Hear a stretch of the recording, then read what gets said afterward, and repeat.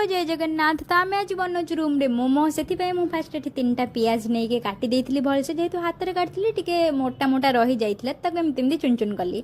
तापर मुझे soybean size देती आउ चिकेन सोयाबीन पियाज अदा रसुण और लंका सब को चॉप कर देती भलसे। तापर मुझे सबुतक पकईकी भल भाव पूरा चकड़ी देती।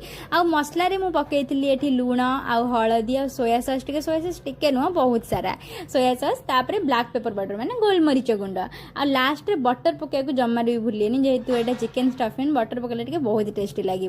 तापर ये मैदा आउ अटा को दीटा को चकड़ी भलसे पूरा सॉफ्ट करके रखीदे आठी दीदी बेलिकी गोटे देखा केमती करेंगे जेहेतु यहाँ फास्ट थिला तो यहाँ टी सेपटा बिगड़ी जाता बाकी सब ठीक ठाक होता। आम टाइम बचाई ना एमती पूरा रुटी टाइप बेलिकी काटी काटी देलु से तो साइज भी भल होता। तापर ये आम तेल मारिकी सबुतक सजेक रखी